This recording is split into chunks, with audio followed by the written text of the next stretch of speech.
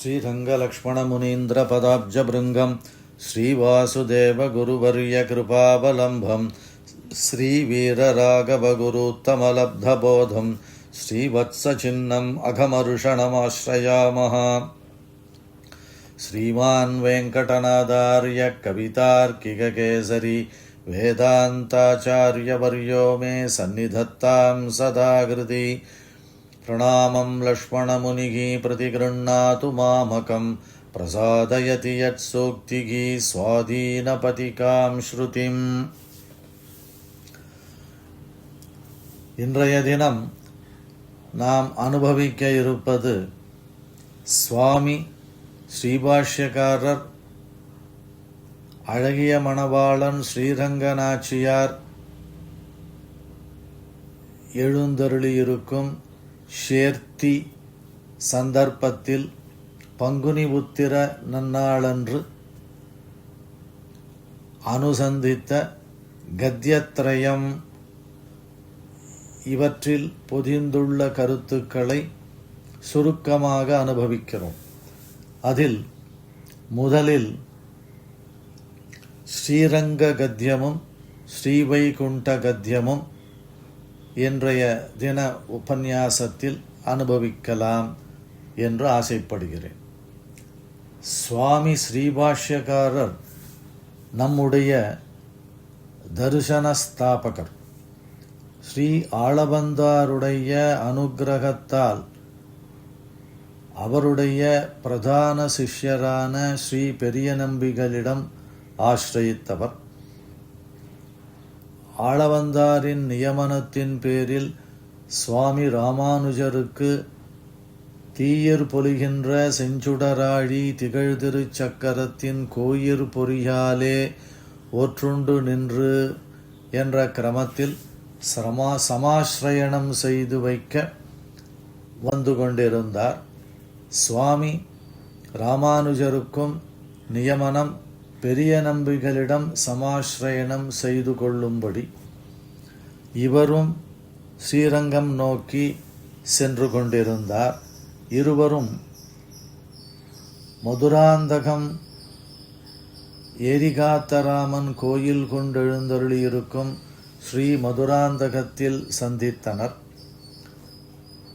காலதாமதம் வேண்டாம் என்பதனால் அங்கேயே மகிழ மரத்திற்கு அடியில் பெரிய நம்பிகளிடம் சமாஸ்ரயணம் செய்து கொண்டார் சுவாமி ராமானுஜர். மந்திர ரத்னமான துவய மந்திரத்தை உபதேசமாகவும் பெற்றார். ஸ்ரீ வைஷ்ணவ சம்பிரதாயத்தில் மூலமந்திரம், துவயம், சரம ஸ்லோகம் ஆகிய 3 மந்திரங்களை ஆச்சாரியனிடமிருந்து உபதேசமாக பெற்றுக்கொள்வது. 5 சம்ஸ்காரங்கள் தாபம், புன்றம், மந்திரம் என்ற கிரமத்தில் தாபம் அதாவது சமாஸ்ரயணம், 12 திருநாமாக்கள் அந்தந்த இடங்களில் இட்டுக்கொள்வது பற்றி, அதன் பிறகு நாமகரணம், அதன் பிறகு பகவத் ஆராதனம் எப்படி செய்வது என்பது பற்றி, அதற்கு முன்பு இந்த 3 மந்திரங்களை ரகசியத்ரயம் என்று சம்பிரதாயத்தில் கூறுவார்கள். அதை உபதேசமாக பெற்றுக்கொள்ள வேண்டும். இதில் முக்கியமான துவய மந்திரத்தின் உபதேசத்தை, அதில் பொதிந்துள்ள ஆழ்ந்த கருத்துக்களை பெரிய நம்பிகளிடம் கேட்டு தெரிந்து கொண்டதனால் அந்த க்ஷேத்திரம் துவயம் விளைந்த திருப்பதி என்று போற்றப்படுகிறது. கத்யத்ரயத்தில் உள்ள விஷயங்களை பற்றி சிறிய அறிமுகம் என்கிற கணக்கிலே அடியேனுடைய உபன்யாசம் இருக்கப் போகின்றது. பெருமை முழுவதும் அடியேன் திருத்தகப்பனாரையே சேரும். முதலில் ஸ்ரீரங்க கத்யம். இது 7 வாக்கியங்கள் கொண்டது.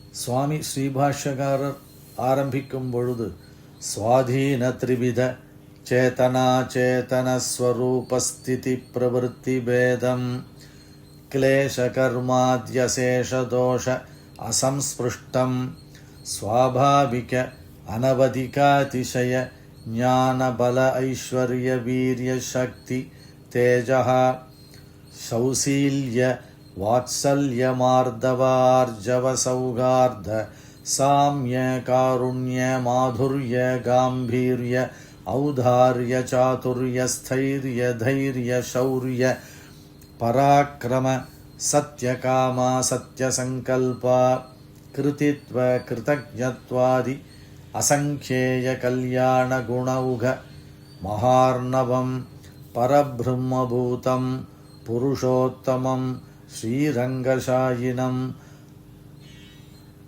அஸ்மத் சுவாமினம் என்று ஆரம்பித்து நித்ய கிங்கரோ பவானி என்று அருளிச் செய்கிறார்.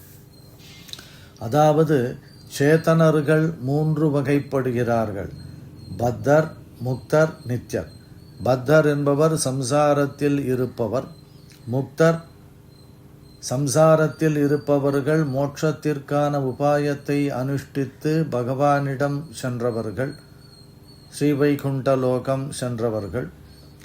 நித்யர்கள் என்ற வகுப்பினர் ஸ்ரீ பராசர பட்டர் அருளிச் செய்த கிரமத்திலே ச வயச இவ, அதாவது பகவான் எப்படி நித்யனாக எழுந்தருளி இருக்கிறானோ அதே போன்று அனந்த கருட விஸ்வக்சேனாதிகள் முதலானவர்கள் இருக்கின்றனர்.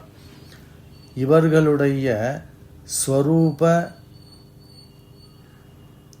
ஸ்திதி ஸ்வபாவம், அதாவது பிரவர்த்தி, அவர்களுடைய செயல்பாடுகள் இத்தனையும் தனக்கு அதீனமாக கொண்டு எழுந்தருளியிருப்பவன் எம்பெருமான். கர்மாக்களின் துளி கூட சம்பந்தம் இல்லாதவன் எம்பெருமான். பகவானுக்கு உண்டான கல்யாண குணங்கள் முக்கியமாக 6 சொல்கிறார்கள். ஞான பல ஐஸ்வர்ய வீரிய சக்தி தேஜகா. இவை யாரும் பகவானிடம் எப்பொழுதும் குடிகொண்டிருப்பன. இவைகளுக்குள் மற்றைய குணங்களை அடக்கிவிடலாம்.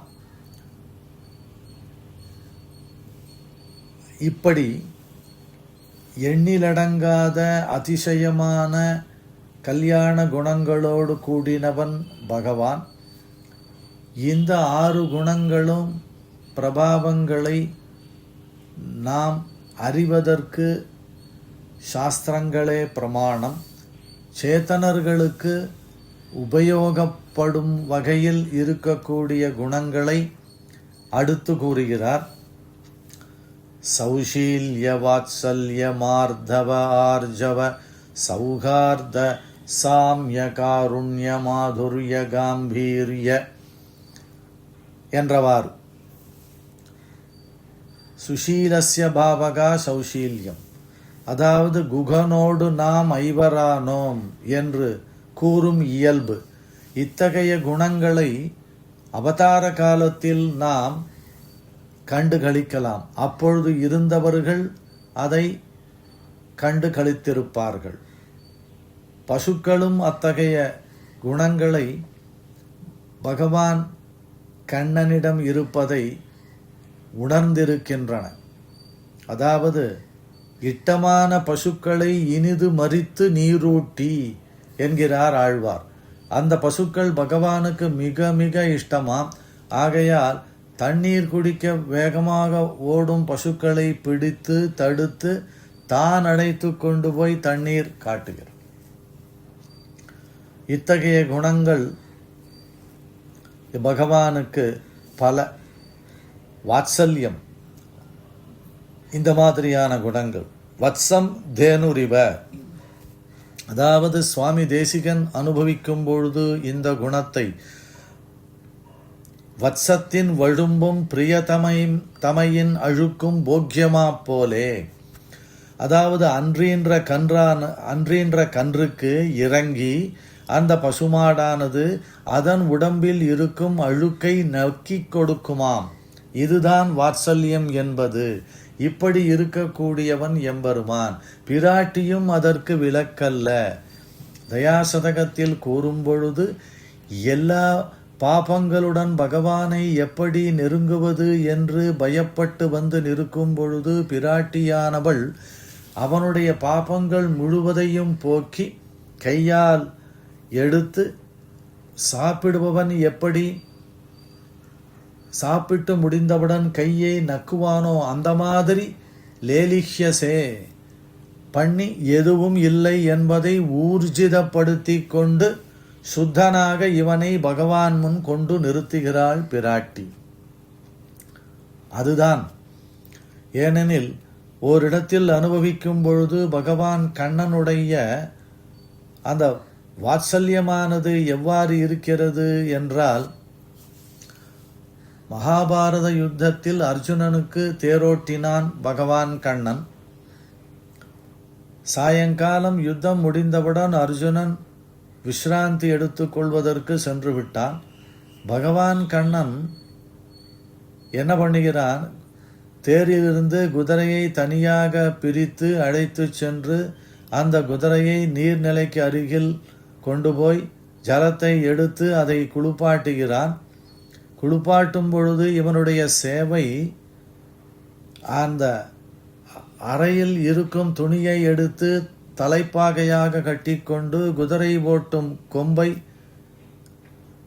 தலையில் சொருகிக் கொண்டு குதிரையின் கடிவாளத்தை தன் பற்களால் கடித்து கொண்டு குதிரைக்கு சேவகம் செய்பவன் எவ்வாறு செய்வானோ அதே நிலையில் இருந்து கொண்டு செய்கிறான் என்பதை அருளி செய்கிறார்கள் பூர்வர்கள். அத்தகைய எம்பெருமான் குணத்தோடு இருக்கிறவன். அதே கிரமத்தில் பகவான் சௌலபியம் எவ்வாறு இருக்கிறது என்பதை அனுபவிக்கும் பொழுது, வராகவதாரம் பகவான் எடுத்தருளிய பொழுது இந்த பூலோகத்தில் இருக்கக்கூடிய ஜலங்கள் அத்தனையும் அவனுடைய கணுக்கால் அளவை மறைப்பதற்கு கூட சக்தி இல்லாது இருந்தனவாம். ஆனால் அதே பகவான் கண்ணனாக அவதாரம் எடுத்த பொழுது யசோதையானவள் கண்ணனை நீராடவாரா என்று பெரியாழ்வார் அனுபவிக்கிறார். நீராட்டத்திற்கு அழைக்கிறாள். கண்ணன் வருகிறான். தனது 2 கைகளினாலும் ஜலத்தை எடுத்து கண்ணன் குழந்தை கண்ணனுக்கு தலை முதல் கால் வரை சேர்க்கிறாளாம். அது போதுமானதாக இருக்கிறது. இத்தகைய சௌலபியத்தோடு கூடினவன் பகவான் என்று. அப்படி எண்ணிலடங்காத அதிசயமான கல்யாண குணங்களான இவைகளை ஒன்று சேர்ந்த புருஷோத்தமனான பகவான் ஸ்ரீரங்கத்தில் அழகிய மணவாளனாக அரங்கத்து அரவினணையான் என்று ஆழ்வார் போற்றும்படி எழுந்தருளியிருப்பவனிடம் பலவிதமான கைங்கரியங்கள் செய்ய நியமிக்கும்படியாக வேண்டுகிறார். நித்ய கிங்கரோ பவானி என்று. ஜீவாத்மாவானவன் எப்படி இருக்கிறான் என்பதை சொல்லும் பொழுது இதற்கு எதிர்மாறாக ஆஸ்திக்யம் முதலான ஆத்மகுண பூர்த்தி இல்லாத ஜீவனாய், மாயையினால் பீடிக்கப்பட்டவனாய், அனாதிகாலமாக திண்ணம் அழுந்த கட்டி பல செய்வினை வன்கயிற்றால் என்று ஆழ்வார் அருளிச் செய்தது போல் சேர்த்து வைக்கப்பட்ட பாபச் சுமைகளை உடையவனான ஜீவன்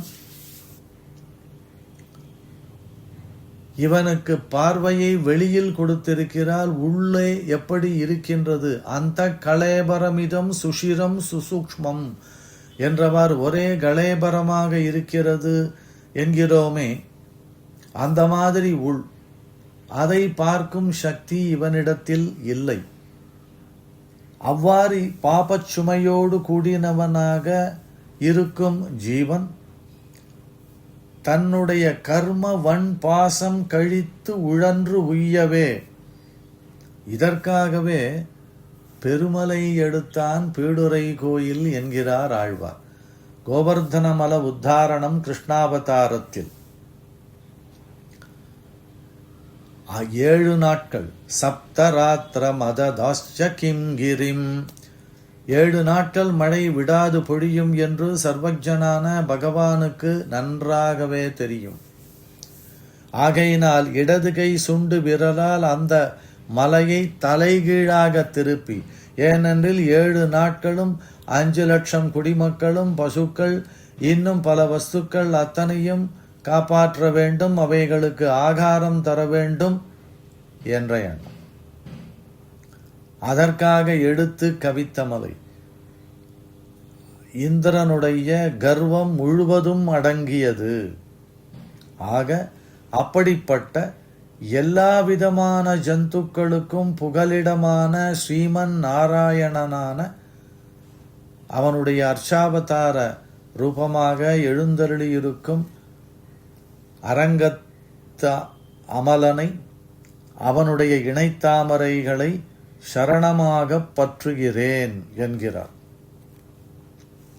இவ்வாறு கைங்கரியம் பண்ணுவதால் சந்தோஷம் யாருக்கு என்றால் பகவானுக்கு. பகவத் பிரீத்திக்காக பகவானிடம் கைங்கரியம் பண்ண வேண்டி மகாவிஸ்வாசத்துடன் பிரார்த்திக்கிறார்.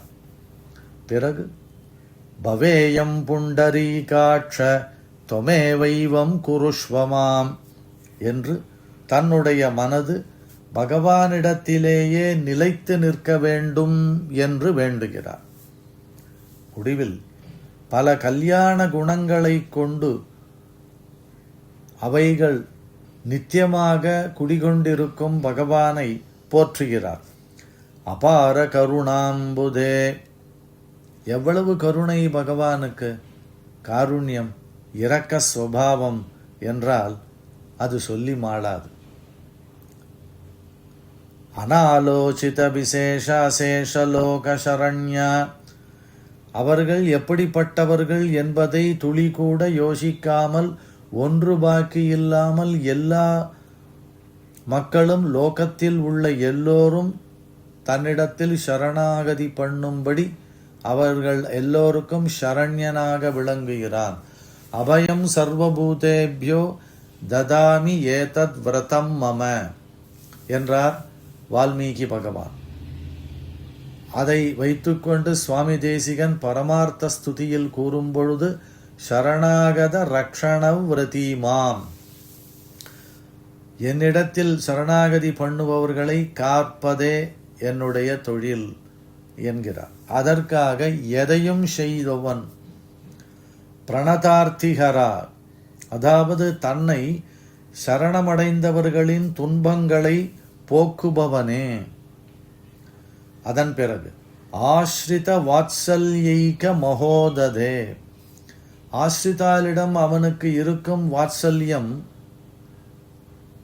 பெரிய சமுத்திரம் போல, அது வார்த்தைகளால் சொல்லி மாளாது. யதோ வாச்சோ நிவர்த்தந்தே அப்பிராப்ய மனசாசக என்ற கிரமத்தில் எம்பெருமானது வாத்சல்யமானது, வாத்சல்ய குணமானது சொல்லப்படுகிறது. அனவரத விதித நிகில பூத ஜாத யாதாத்மியா சத்யகாமா சத்யசங்கல்பா, அதாவது நிலையான போகப் பொருள், நம்மிடத்தில் இருக்கும் ஒரு நமக்கு சௌக்கியத்தை கொடுக்கும் வஸ்துவுக்கு அழிவும் உண்டு. ஆனால் பகவானிடத்தில் இருக்கும் வஸ்துக்களுக்கு அவ்வாறு இல்லை. அதேபோல் தடையற்ற சங்கல்பம், அவனுடைய நினைத்ததை முடிப்பவன் எம்பெருமான். தான் நினைத்ததையும் தன்னை அண்டினவர்கள் நினைப்பதையும் முடித்து வைக்கும் சாமர்த்தியம் உள்ளவன் பகவான். ஆபத் சகா, ஆபத்தில் துணையானவனே. திரௌபதியானவள் சபையில் கதறி ஆ கிருஷ்ணா குவாசி யாதவ நந்தனா என்று கூப்பிடும் பொழுது துவாரகையிலிருந்து அவளுக்கு வஸ்திரத்தை அனுகிரகித்தவன், ஆபத்காலத்தில் துணையானவன். காகுஸ்தா பகவான் ராமன் விஷயம். ஸ்ரீமன் நாராயணா பிராட்டியோடு எப்பொழுதும் சேர்ந்தே இருப்பவன், புருஷோத்தமா புருஷார்களுக்குள் உத்தமன், ஸ்ரீரங்கநாதா. இங்க பிரகிருதத்தில் அந்த ஆச்சரியமான பங்குனி உத்திர மண்டபத்தில் எழுந்தருளியிருக்கும் ரங்கநாதனே என்றும் மமநாத நமோஸ்துதே. ஆழ்வார் அருளி செய்கிறார், அரங்கமாளி என்னையாளி என்று கலியன். அதை வைத்து மமநாத எனக்கு தலைவனே நமோஸ்துதே என்று அருளி செய்து இந்த சிறிய கத்தியத்தை முடித்தருள்கிறார் சுவாமி எம்பெருமானார். அடுத்ததாக ஸ்ரீவைகுண்ட கத்தியம். இதுவும் 7 சூர்ணிகைகளை கொண்டது. அதே கிரமத்தில் இதிலும் சுவாமி ஸ்ரீபாஷ்யக்காரர் ஸ்வாதீன த்ரிவித சேதனா சேதன ஸ்வரூபஸ்திதி பிரவருத்தி பேதம் கிளேஷ கர்மாதி அசேஷதோஷ அசம்ஸ்பிருஷ்டம் சமஸ்தகேய பிரத்யநீகன் என்று இதை வைத்துக்கொண்டு திருக்குறுகை பிரான் பிள்ளான் பகவத் விஷயத்தில் திருவாராயிரப்படியில் அருளி செய்கிறது. ஸ்வாபாவிக அனவதிகாதிசய ஞான பல ஐஸ்வர்ய வீரிய சக்தி தேஜ பிரபிருதி. இந்த 6 குணங்கள், ஏனெனில் இதை பூர்வர்கள் அடிக்கடி கூறுகின்றனர். இதில் எல்லா விதமான குணங்களையும் அடக்கி விடலாம். அத்தனை பகவானுக்கு இருக்கக்கூடிய அத்தனை குணங்களும் தன்னுள்ளே அடக்கி கொண்டது இந்த குணம். இது பகவன் பகவ. இதை வைத்துதான் பகவானுக்கு பகவான் என்ற பெயர். 3 எழுத்துக்களில் தலா 2 குணங்கள் ஆச்சரியமாக சொல்லப்படுகின்றன. அசங்கேய கல்யாண குணகணௌக மகார்ணவம். குணக்கூட்டங்கள், அதாவது கற்றுக்கரவை கணங்கள் பல கறந்து என்று நாச்சியார் அருளி செய்வது போல் பகவானிடத்தில் குணங்கள் பல, குணக்கூட்டங்கள். அவர்களுக்கு எப்படி கரவை கணங்கள் பலவோ அந்த மாதிரி. கணம் என்பது தமிழ் மொழியில் ஒரு எண்ணிக்கையை கூறுகிறது. சுமார் 1,00,000 பசுக்கள் இருப்பதற்கு கணம் என்று பெயர்.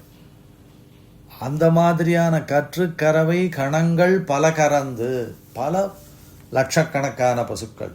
அந்த மாதிரி பகவானிடத்தில் குணங்கள், கல்யாண குணங்கள் எத்தனையும் ஆஸ்ரிதர்களை ஆட்கொள்வதற்கே, ஆஸ்ரிதர்களை அனுகிரகிப்பதற்கே. கல்யாண குணகணௌக மகார்ணவம் பரமபுருஷம் பகவந்தம் நாராயணம் என்று ஆரம்பிக்கிறார். அதாவது பத்த முக்த நித்திய சேதனர்களின் ஸ்வரூப ஸ்திதி பிரவൃத்திகளை தனக்கு அதீனமாக கொண்டவர், 6 குணங்கள் பரிபூர்ணமாக உடையவன். ஸ்ரீமத் ராமாயணத்தில் சொல்லும்போது ராமனை சோபயந்தி ஷட்குணாக, 6 குணங்களால் எப்பொழுதும் பிரகாசித்து விளங்கி கொண்டு வருகிறான். ஷாட்குண்ய பரிபூர்ணன் என்று பகவானுக்கு ஒரு வார்த்தை சொல்லுவார்கள். 6 குணங்களால் எப்பொழுதும் பரிபூர்ணமாக பெற்றவன் என்று. அப்படிப்பட்ட பகவானை போற்றி எண்ணிலடங்காத பல கல்யாண குணங்களை தன்னிடத்தில் வைத்துக்கொண்டு, அதை வைத்துக்கொண்டு என்ன பிரயோஜனம்? ஆழ்வார் பாசுரத்தில் அருளி செய்யும் பொழுது, ஈசன் வானவர்க்கென்பன் என்றால் அது தேசமோ திருவேங்கடத்தானுக்கு, நீசனேன் நிறைவொன்றுமிலேன் என் கண் பாசம் வைத்த. பரஞ்சுடர் சோதி என்றவாறு சமுத்திரம் போன்று வேண்டியவன் வேண்டாதவன் என்று பாராமல் தன்னிடத்தில் உள் புகுந்து மூழ்கி முத்து எடுக்கிறவன் எடுக்கிறான், பவழம் எடுப்பவன் எடுத்துக்கொள்கிறான், இன்னும் சில வஸ்துக்களை எடுப்பவன் எடுத்துக்கொள்கிறான். அந்த மாதிரி பகவான் வாரி வழங்கும் தன்மையை உடையவனே. அவன்தான் பரமபுருஷன், அவன்தான் ஸ்ரீமன் நாராயணன் என்கிறார். தேவதரியங் மனுஷ்யாதி அகில ஜன ஹிருதயானந்தனஸ்ய. அதாவது தேவர்கள், திரியக்குகளான மாடு ஆடுகள், மனுஷியர்கள் ஆகிய எல்லா பிரிவினர்களுக்கும் ஆனந்தத்தை உண்டு பண்ணுபவன் என்று.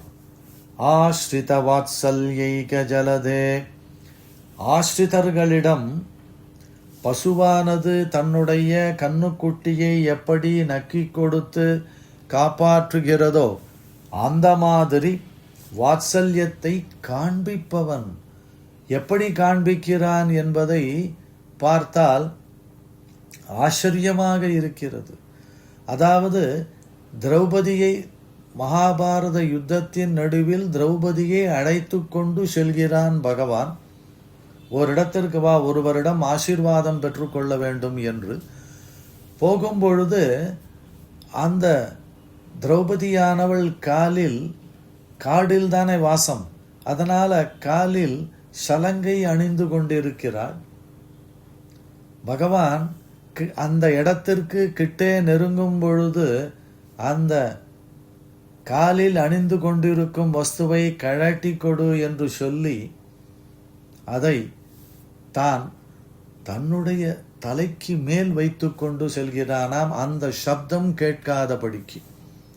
அங்கு சென்றவுடன் சேவிக்கிறாள். தீர்க்க சுமங்கலி பவா என்று வாழ்த்துகிறார். வாழ்த்தினவர் பீஷ்மாச்சாரியர். அப்பொழுது பீஷ்மர் ஆச்சரியப்படுறார்.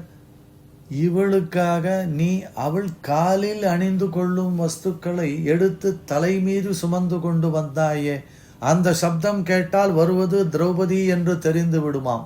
ஆகையால் அப்படிப்பட்ட தன்னை அண்டினவர்களிடம் வாத்சல்யத்தை ஆவிஷ்கரிப்பவன். பக்த ஜன சம்ஸ்லேஷைக போகஸ்ய. பக்த ஜனங்களினுடைய சேர்க்கையே போக்கியமாக எண்ணுபவன்.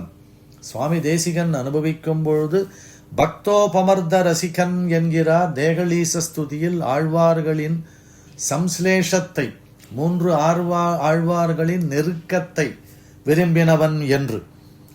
ஸ்ரீமத் சரணாரவிந்த யுகலம் அனன்யாத்ம சஞ்சீவனேன தத்கத சர்வபாவேன சரணமனுவ்ரஜேத் என்று கூறி பகவானிடத்தில் அவனுடைய சரணாரவிந்த யுகலத்தில் சரணாகதி பண்ணுகிறார். பகவானுடைய இணைத்தாமரைகளில் சரணாகதி பண்ணிவிட்டு மேலும் கூறும் அழகை தொடர்ந்து ரசிப்போம். ஸ்ரீவைகுண்டலோகத்தில் எம்பெருமான் எழுந்தருளியிருக்கிற அழகையும் 1000 மண்டபத்தையும் ஆதிசேஷன் மேல் ஸ்ரீபூமி நீலா சமேதனாய் மாமணி மண்டபத்தில் அடியவரோடு எம்பெருமான் வீற்றிருக்கும் அழகை வர்ணிக்கிறார். சவ்யம் பாதம் பிரசாரிய ஸ்ரிததுரிதகரம் தட்சிணம் குஞ்சயித்வா என்கிற தியான ஸ்லோகத்தின்படி இங்கு பிரம்மாதீனாம் வாங்மனச அகோச்சரே ஸ்ரீமதி வைகுண்டே திவ்யலோகே சனக விதி சிவாதிபிரபி அச்சிந்திய ஸ்வபாவ ஐஸ்வர்யைஹி நித்யசித்தைஹி அனந்தைஹி பகவதானுகூல்யைக போகைஹி என்று வாக்கியம் கத்தியத்தில். இதன் பொருள், பிரம்மா முதலானவர்களுக்கும் பிரம்மா, விதி, சிவ பரமசிவன். ஏனெனில் பரமசிவனை சொல்லும் பொழுது சர்வஜனான ருத்ரனும் சொன்னான் என்று சுவாமி தேசிகன் ரகசிய கிரந்தத்தில் எடுத்து காட்டுகிறார். ஆகையால் பவாது ஞானமன்விச்சேது என்று சௌனக பகவான் விஷ்ணு தர்மத்தில், ஆரோக்கியமிச்சேது பாஸ்கராத், ஸ்ரீயமிச்சேது ஹுதாசனாத், ஞானமிச்சேது சிவாத் என்று ஒரு மோட்சமிச்சேது ஜனார்தனாத். ஆகையால் சிவனிடம் மேதா தட்சிணாமூர்த்தி என்று ஒரு பெயர் இருப்பதனால் அவனிடத்தில் ஞானம் முதலான விஷயங்களை பெற்றுக்கொள்ளலாம் என்று சௌனக மகரிஷி கூறுகிறார். ஆகையால் பிரம்மா முதலானவர்களுக்கும் சிவன் முதலானவர்களுக்கும் வாக்குக்கும் மனதுக்கும் எட்டாத பெருமைகளோடு கூடின ஸ்ரீவைகுண்டலோகத்தில், பகவானது பெருமை மட்டுமல்ல, பகவான் எழுந்தருளி இருக்கும் இடமான சுத்த சத்வமயமான ஸ்ரீவைகுண்டலோகத்தின் பெருமையையும் இவர்களால் மனதாலும் எண்ணி பார்க்க முடியாதது. ஏனால் அவர்கள் இன்னும் மோட்சம் செல்லவில்லை. நிஜ கர்ம சக்தி நியதாக, கர்மாவுக்கு வசப்பட்டவர்கள் இவர்கள் உயர்ந்த ஸ்தானத்தில் இருக்கிறார்கள் என்பது மட்டுமே தவிர அந்த ஸ்தானமானது ஸ்ரீவைகுண்ட லோகத்தை விட உயர்ந்தது கிடையாது. ஆகையினால் அப்படிப்பட்ட பெருமைகளோடு கூடின ஸ்ரீவைகுண்ட லோகத்தில்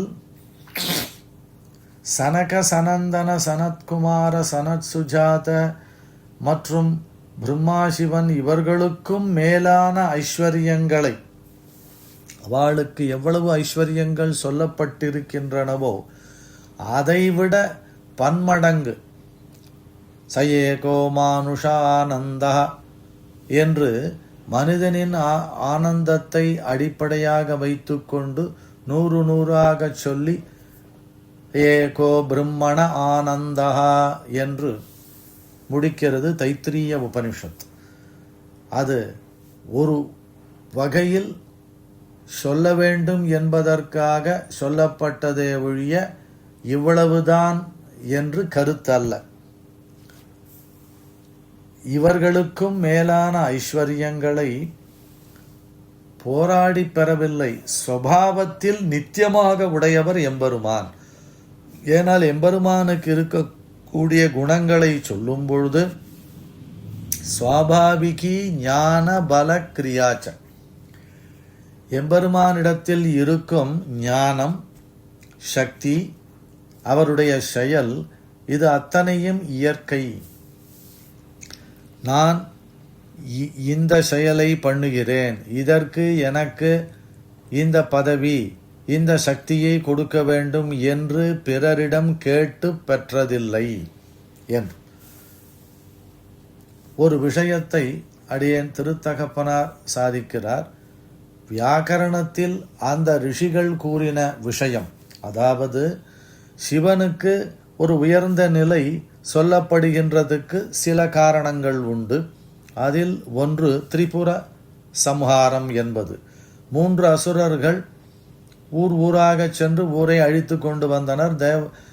தேவதைகள் அத்தனை பேரும் சிவனிடம் கேட்க, சிவன் பிரம்மாவிடம் சென்று முறையிட, பிரம்மா பகவான் இதற்கு வழி கூறுவார் என்று கூற,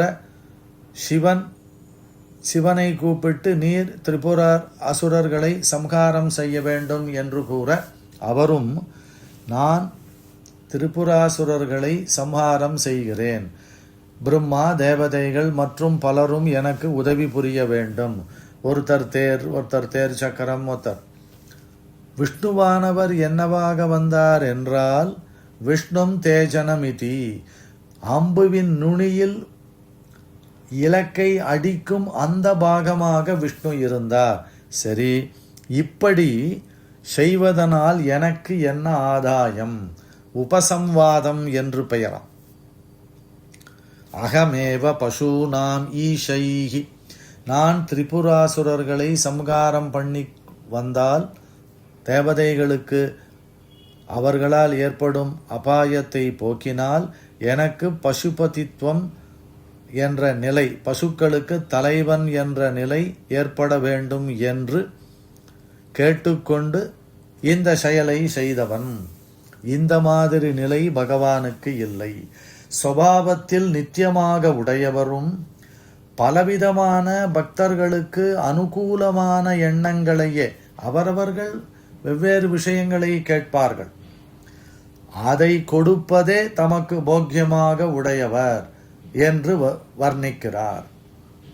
அதன் பிறகு எம்பெருமானின் திருமேனி சௌந்தரியத்தை கூறும்பொழுது அச்சிந்திய திவ்ய அத்புத நித்ய யௌவன ஸ்வபாவ லாவண்யமய அமிர்தசாகரம் என்றும், நித்யயுவா வேதம் கூறும்பொழுது பகவானின் திருமேனி சௌந்தரியத்தை யுவா அகுமாரஹா, அதாவது இளமை இன்னும் வரவில்லை, பால்யாவஸ்தை இன்னும் முழுவதுமாக போகவில்லை, அதாவது 16 20 அந்த வயது என்ற கிரமத்தில். ஆகையால் நித்திய யுவா பகவான். இது அத்தனையும் பகவானுக்கு சுவாபாவிகம். இந்த சொன்ன அளவும் வேதம் சொன்ன முறையும் ஓரளவுக்கு அச்சிந்திய திவ்யமானது, அற்புதமானது, எல்லாமே ஒரு எடுத்துக்காட்டுக்காக சொல்லப்பட்டது. அமிர்த சாகரம், அதாவது லாவண்யமய அமிர்த சாகர். லாவண்யமய என்றால் உப்பை எங்கு தொட்டாலும் கரிக்கிறது, அதுபோல் உடம்பில் எந்த அவயவமும் எம்பெருமானுக்கு முழு அவயவமும் அழகாக இருக்கிறது. ஒவ்வொரு காது, கண்ணு, மூக்கு பார்த்தால் அதுவும் அழகாக இருக்கிறது. முழு திருமேனி சோபை சொல்லும் பொழுது லாவண்யம் என்பார்கள். சௌந்தரியம் என்பது அந்தந்த திருக்கண் அழகாக தாமரை போன்று கண்கள் என்றவாறு, திருமூக்கு அதே கிரமத்தில், வில் எப்படி இருக்குமோ அந்த மாதிரி பகவானது புருவம், பகவானுடைய அதரங்கள், சிரிப்பு எல்லாம் தனித்தனியாகவும் அழகு, மொத்தமாக சேர்த்தியிருந்தாலும் அழகு. அதி சௌகுமாரியாத் ஈஷத் பிரஸ்வின்ன வதாலக்ஷ்யமான லலாட்டபலக திவ்யாலகாவளி விராஜிதம் என்கிறார். அந்த முன் உச்சி மயர் ஆச்சரியமாக சேவையாகிறது, அதையும் விசேஷமாக வர்ணிக்கிறார். மேலும் அவயவங்களை வர்ணிக்கும் பொழுது ஆழ்வார் ஸ்ரீ சூக்திகளை மையமாக கொண்டு அருளி செய்கிறார். ஆகையால் ஆழ்வார் ஸ்ரீ சூக்திகளை சிறிது ரசிப்போம். திருக்கண்களை கரியவாகி புடை பறந்து மிளிர்ந்து செவ்வரியோடி நீண்ட அப்பெரியவாய கண்கள் என்றும், கோலமாமணியாரமும் முத்துத்தாமமும் முடிவில்லதோரிடில் நீலமேனி ஐயோ நிறை கொண்டதென்னெஞ்சினையே என்று நம்பாணநாதன் அருளி செய்வதை அடியொற்றி, உஜ்வலாதரம் சுசிஸ்மிதம் உன்னசம் பிரியாவதம் சோத்பல கர்ணபூஷண என்று வர்ணிக்கிறார். ஆழ்வார் வாக்கியத்தையும் அதை கொண்டு சுவாமி எம்பெருமானார் அருளி செய்ததையும் மனதில் கொண்டு கூறத்தாழ்வான் அனுபவிக்கும் பொழுது, பீதாம்பரம் வரத சீதல திருஷ்டிபாதம் ஆஜானுலம்பி புஜமாயத கர்ணபாசம் தன்மேகமேஷகமுதக்ர விஷாலவக்ஷம் லக்ஷ்மீதரம் கிமபி வஸ்து மமாவிரஸ்து என்கிறார் ஒரு ஸ்லோகத்தில். ஆஜானுலம்பி புஜம், முட்டி வரையில் நீண்ட கைகள். சாமுத்ரிகா லட்சண பிரகாரம் கைகள் முட்டி வரை நீண்டு இருந்தால் ஆஜானு பாகு, ஜானு என்றால் முட்டி, அதுவரையில் கைகள் நீண்டு இருக்க வேண்டும். கண்கள் காது வரை நீண்டிருக்கின்றனவாம். இது எதற்காக இவ்வாறு வர்ணிக்கிறார் என்றால், பகவான் கண்ணில்லாமலே பார்ப்பார், காதில்லாமலே கேட்பார். பஷ்யத் அசக்ஷுகு சஸ்ருணோத்யகர்ணஹா. ஆகையால் இந்திரியாதீனமான ஞானம் பகவானுக்கு இல்லை. ஆகையினால் கண்ணினாலும் கேட்க முடியும், காதினாலும் பார்க்க முடியும்.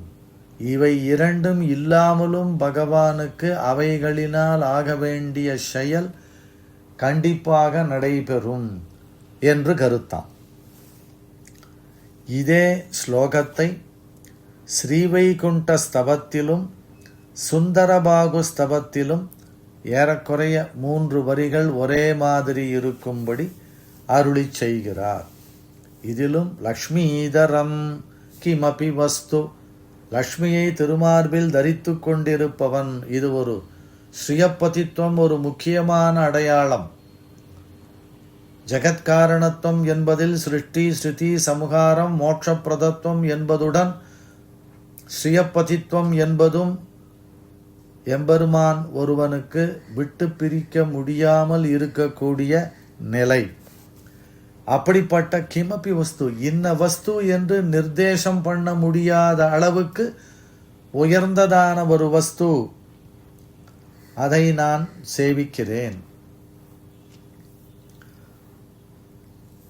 ஆழ்வார் அருளி செய்யும் பொழுது, மாட்டுயர் கற்பகத்தின் வல்லியோ கொழுந்தோ அறியேன் என்று திருமூக்கை ஏழையர் ஆவி உண்ணும் எனும் பதிகத்தில்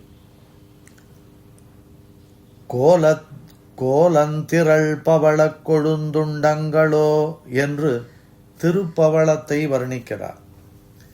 மன்னிய சீர் மதனன் கருப்புச்சிலை கொல், அதாவது கரும்பை வில்லாக வைத்துக் கொண்டிருக்கும் மன்மதன். அப்போ அந்த வில் எவ்வாறு வளைந்து காணப்படுகிறதோ அவ்வாறு பகவானின் திருப்புருவம். திருக்குழல் கற்றைகளை கொள்கின்ற கோளிருளை சுகிர்ந்திட்ட கொழுஞ்சுருளின் உள்கொண்ட நீல நன்னூல் தடைகொள் அன்று மாயன் குழல் என்று திருக்குழல் கற்றைகளை, அதாவது கும் இருட்டு என்பார்கள். அந்த இருட்டில் ஒன்றுமே தெரியாது. அப்படிப்பட்ட இருட்டில் கையை வைத்து முன்பக்கம் தேய்த்தால் கையில் அழுக்கு கருப்பாக ஒட்டி கொள்ளுமாம். அப்படிப்பட்ட இருட்டிற்கு கும் இருட்டு. அத்தகைய நிலையில் கொள்கின்ற கோள் இருளை சுகிர்ந்திட்ட கொழுஞ்சுருளின் உள்கொண்ட நீல நன்னூல் தழைகொள் என்று கூறினார். இதை உபமானமாக சொல்வதற்கு பொருத்தமாக இருக்குமா என்று யோசித்து, அன்று மாயன் குழல், இதைவிட உயர்ந்தது, கருநிற வண்ணமாக இருக்கக்கூடியது பகவானுடைய திருக்குழல் கற்றைகள் என்று ஏழையர் ஆவி உண்ணும் எனும் பதிகத்தில் நம்மாழ்வார் வர்ணித்த விஷயத்தை மனதில் கொள்ளவும். இங்கு ஆதிசேஷன், கருடன், விஸ்வக்சேனர் ஆகியவர்களை பற்றி கூறி, அனந்த கருட விஸ்வக்சேனாதிகள் எப்பொழுதும் பகவானுக்கு கைங்கரியம் பண்ணிக்கொண்டே இருப்பவர்கள். அவரவர்களது கைங்கரியமே அவர்களுக்கு திருப்தியாக இருக்கின்றது. வேறு பல கைங்கரியங்களையும் பண்ணக்கூடிய சாமர்த்தியம் அவர்களுக்கு இருந்தாலும் அவர்களுக்கு இன்னொருத்தர் பண்ணும் கைங்கரியத்தை தான் பண்ண வேண்டும் என்ற எண்ணம் தோன்றவில்லையாம். ஏனெனில் கைங்கரியத்தால் சந்தோஷப்படுபவன் பகவான். ஆகையினால் பகவானுடைய பிரீத்தியில், சந்தோஷத்தில் தன்னுடைய சந்தோஷமும் அடங்கி உள்ளது என்ற எண்ணம் மேலோங்கி இருப்பதால் அவரவர்கள் செய்யும் கைங்கரியங்களே அவர்களுக்கு பரமபோக்கியமாக இருக்கிறது. சென்றால் குடையாம், இருந்தால் சிங்காதனமாம், நின்றால் மரவடையாம், பூம்பட்டாம் என்று திருவந்தாதியில் ஆழ்வார் அருளிச் செய்வது போல் பகவான் புறப்பாடு கண்டருளினால் குடையாக ஆதிசேஷன், இருந்தால் வீற்றிருந்த கோலத்தில் சிம்மாசனமாக அவர் சேவையாகிறார், படுத்து கொண்டு சயன திருக்கோலத்தில் சேவையாகும் பொழுது அணையாக அவ்வாறாக சேவையாகிறாள். சரி, அதே ஆதிசேஷனே பகவான் கானகமெல்லாம் திரிந்து நின் கரிய திருமேனி வாட என்ற கிரமத்தில் இது ராமாவதாரத்திற்கும் பொருந்துகின்றது, கிருஷ்ணாவதாரத்திற்கும் பொருந்துகின்றது. பெரியாழ்வார் அருளி செய்த பாசுரம். அப்பொழுது பாதுகையாக சரி, பெருமாள் வஸ்திரம் அணிந்து கொண்டிருக்கிறார் என்றால் அதுவும் அந்த ஆதிசேஷன் என்று அந்த ஆதிசேஷன் பலவித ரூபங்களை எடுத்துக்கொண்டு தான் பலவிதமான கைங்கரியங்களை செய்யும் சாமர்த்தியம் பெற்றவர் என்று தெரிகிறது. அப்பொழுது ஆகையினால் அவ்வாறு இருந்தாலும் அவரவர்கள் பண்ணும் கைங்கரியத்திலேயே அவர்களுக்கு நோக்கம். கருத்மான் விஷயத்தை எடுத்துக்கொள்வோம். ஆதிசேஷனானவர் தன்னுடைய ரூபத்தை மாற்றிக்கொண்டு கைங்கரியம் செய்கிறாராம். சுவாமி தேசிகன் கருட பஞ்சாசத்தில் அனுபவிக்கும் பொழுது வேகோத்தானம் விதானம் வெஜனமனுகுணம் வைஜயந்தி ஜயந்தி மித்ரம் நித்யாபியமித்ரம் யுதி விஜயரதோ யுக்ஜயோகானபேட்சா தாசோ நிஷ்பர்யுதாசோ தனுதனபபிதோ நிஸ்ஸகாயஸ் சகாயः தோதூயேதாஸ்மதீயம் துரிதமதரிதாராதி பட்சஸ்வபட்சைஹி. தன்னுடைய உருவத்தை மாற்றிக்கொள்ளாமலேயே விசிறி கைங்கரியம் பண்ணுகிறார். அதாவது வினைத்தை சிறுவன் மேலார்ப்பு என்று ஆண்டாள் அனுபவம். அது மாதிரி பகவான் வெளியில் எழுந்தருளும் பொழுது மேலே விதானம், வெஜனம் விசிறி கைங்கரியத்தையும் தன்னுடைய சிறகுகள் மூலம் பண்ணுகிறார். பகவான் போருக்கு புறப்பட்டால் அப்பொழுது துவஜம் கொடி கம்பத்தில் கொடியாக சேவையாகிறார். ராமாவதாரத்தில் ராமலக்ஷ்மணர்கள் கீழே விழுந்து கிடக்கும் பொழுது விஷத்தை முறிப்பதற்கு வந்து சகாயம் பண்ணும் பொழுது தோழனாக என்று பலம். அந்தந்த சமயத்திற்கு தகுந்த மாதிரி தன்னுடைய உருவத்தை மாற்றிக்கொள்ளாமலேயே கைங்கரியங்களை பண்ணுவதில் சமர்த்தராக விளங்குகிறார் வினதை சிறுவன் என்று. அப்படி ஆதிசேஷன், கருடன், விக்ஷ்வக்சேனர் ஆகியவர்கள் பலவிதமான விஸ்வக்சேன கைங்கரியம் என்றே பிரசித்தி. அப்படி பண்ணி அதெல்லாம் சொல்லி தானும் இந்த தினமும் இந்த ஜீவாத்மாவானவன் மோட்சம் சென்றவுடன் முக்தாத்மாவாகிறான், பகவானுக்கு கைங்கரியம் பண்ண வேண்டும் என்று பிரார்த்திக்கிறார். பிறகு சமஸ்த பரிவாராய ஸ்ரீமதே நாராயணாய நமஹா இதி பிரணம்ய. பகவான் சன்னதிக்கு செல்லும் பொழுது துவஜஸ்தம்பத்திடம் சேவை, கருத்மானிடம் அனுமதி, துவாரபாலகர்களிடம் அனுமதி பெற்று போக வேண்டும். அதை உணர்த்துகிறது. உத்தாயோத்தாய புனః பிரணம்ய, திரும்பவும் திரும்பவும் எழுந்து எழுந்து நமஸ்காரம் பண்ண சொல்லுகிறார். 4 தடவைக்கு குறையாமல் நமஸ்காரம் பண்ண வேண்டும். பகவானுக்கு ஒழிவில் காலமெல்லாம் உடனாய் மன்னி வழிவிலா அடிமை செய்ய வேண்டும் என்ற கிரமத்தில் அந்த எண்ணத்தில் பரிச்சரிய கரணாய பரிகிருண்ணீஸ்வ இதி யாச்சமானஹா, உமக்கு பரிசரியை பண்ண வேண்டும், அதை பெற்றுக்கொள்ள வேண்டும் என்பதை யாசிக்கிறார். பிரணம்ய ஆத்மானம் பகவதே நிவேதயேத். இந்த ஆத்மாவை பகவானுக்கு இவ்வாறு சொல்லி நிவேதனம் பண்ணுகிறார். பகவானிடத்தில் இந்த ஆத்மாவை சமர்ப்பிக்கிறார். பிறகு பகவானிடம் கிருதாஞ்சலி புட்டகா, கைகூப்பிய வண்ணம். ஆழ்வார் சாதிக்கிறார், பகவானுக்கு எத்தனையோ அணிகலன்கள் இருக்கின்றன. அவற்றை விட உயர்ந்த அணிகலன் எது தெரியுமா? என்னுடைய கைகூப்பு செய்கையே என்று நம்மாழ்வார் வாக்கியம். அஞ்சலி பரமாமுத்ரா க்ஷிப்ரம் தேவ பிரசாதினி. கையை கூப்பிவிட்டால் சீக்கிரத்தில் பகவான் சந்தோஷம் அடைகிறான். பகவானுடைய வரதராஜ பஞ்சாசத்தில் அருளும் பொழுது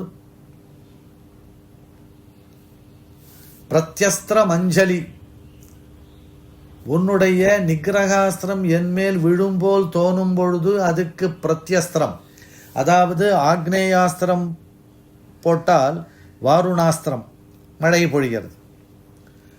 அதே மாதிரி ஒன்றொன்றுக்கும்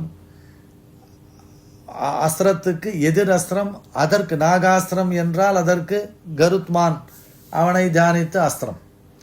அப்பொழுது பகவானுடைய நிகிரகாஸ்திரம், பகவன் நிகிரகம் நம்மிடத்தில் வருமோ என்ற எண்ணம் மேலோங்கினால் அதற்கு பிரத்யஸ்திரம் எதுவெனில் அஞ்சலி என்று அருளி செய்கிறார்.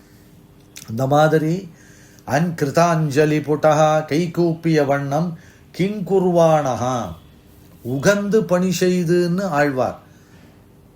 தவ தாஸ்ய சுகைக சங்கினாம் என்று ஆள வந்தார். உனக்கு தாச கைங்கரியம் பண்ணுபவர்களோடு என்னை எப்பொழுது சேர்த்து கொள்ளப் போகிறாய்? அந்த கிரமத்தில் அந்த கைங்கரியம் பண்ணுவதில் மனசுக்கு முழு திருப்தி என்று பகவந்தம் உபாசித்த, பகவானுடைய திருமுக மண்டலத்தையே எதிர்நோக்குகிறார். வேறு ஒன்றும் செய்ய கைமுதலற்றவனாய் இடைவிடாது பகவானையே ஊற்று பார்த்த வண்ணம் இருக்கிறார். நம்மிடத்தில் ஏதேனும் பாபங்கள் கழியாமல் இருந்தால் அதற்கு கழுவாய் எது எனில், அங்கனிரண்டும் கொண்டெங்கள் மேல் நோக்குதியேல், எங்கள் மேல் சாபம் இழிந்தேலோர் எம்பாவாய் என்று நாச்சியார் அருளுகிறார். திருப்பாவை ஜீயர் என்று போற்றப்படும் நம் சுவாமி ராமானுஜரும் ததோ பகவதா ஸ்வயமேவ ஆத்மசஞ்சீவனேன அவலோகனேன அவலோக்ய சஸ்மிதமாகூய சமஸ்த கிளேஷாபகம் நிரதிசய சுகாவகம் ஆத்மீயம் ஸ்ரீமத் பாதாரவிந்தயுகலம் சிரசி கிருதம் தியாத்வா அமிர்தசாகராந்தர்நிமக்ன சர்வாவயவகா சுகமாசீத என்று அருளி செய்து முடிக்கிறார். அதாவது பகவான் இவருடைய பிரார்த்தனையை ஏற்றுக்கொண்டு சந்தோஷமாக இவனை பார்த்து இந்த சேதனனை கிளேசங்கள் எல்லாம் விலகி நிரதிசயமான சுகத்தை பெற்றுக்கொள்வாயாக என்று பகவான் தன்னுடைய திருவடித் தாமரைகளை இவனுடைய சிரசில் வைப்பதாக நினைத்து அமிர்த சாகராந்தர் நிமக்ன, அமிர்தம் ஏதோ துளி சாப்பிட்டாலே போரும், அமிர்த சாகரம் அப்பன் திருவருள் மூழ்கினளே என்று ஆழ்வார் அதை இங்கு சம்ஸ்கிருதப்படுத்தி இருக்கிறார். அமிர்த சாகராந்தர் நிமக்ன, நன்றாக அடிக்கான மூழ்கின அளவுக்கு எல்லா அவயவங்களும் அந்த பகவானுடைய பார்வை படும்படி அவனுடைய மகார்ணவம் குணங்கள் குணக்கடலில் மூழ்கி சுகமாசீத, சுகத்தை பெறுகிறார் என்று அருளி செய்து முடிக்கிறார். பாரிற்று என்னை முற்றப் பருகினன் என்று ஆழ்வார் அருளி செய்தபடியும் இதை கருத்தில் கொண்டு தன்னை முகிழ்க்கத் தந்து என்று சுவாமி தேசிகன் பாசுரத்தில் தேசிக பிரபந்தத்தில் அருளியது போல் பகவானும் தன்னை தந்த கற்பகமாய் முழுவதுமாக முக்தனாக இருப்பவனுக்கு பகவான் தன்னை அனுபவிப்பதற்கு உடன்படுகிறார். இவ்வாறு சரணாகதி அனுஷ்டித்தவன் பகவானை வந்தவர் எதிர்கொள்ள மாமணி மண்டபத்து அந்தமில் பேரின்பத்து அடியரோடு தன்னடிச்சோதியில் முக்தாத்மா அனுபவிப்பதை இந்த ஸ்ரீவைகுண்ட கத்தியத்தில் சுவாமி ஸ்ரீபாஷ்யகாரர் அருளி செய்கிறார் என்று கூறி இன்றைய உபன்யாசத்தை முடித்துக் கொள்கிறேன். இதை கேட்டுக்கொண்டிருப்பவர்களும் இனி மேற்கொண்ட உபன்யாச நாட்களில் கேட்பவர்களும் பகவானுடைய அனுகிரகத்தையும் ஆச்சாரிய வள்ளலான ஸ்ரீமத் பகவத் ராமானுஜருடைய அனுகிரகத்தையும் பூரணமாக பெற அந்த ரங்கநாச்சியார் ரங்கநாதன் திருவடிகளில் பிரார்த்தித்து கொண்டு முடித்துக் கொள்கிறேன். கவிதார்க்கிக சிம்மாய கல்யாண குணசாலினே ஸ்ரீமதே வெங்கடேசாய வேதாந்த குரவே நமஹ.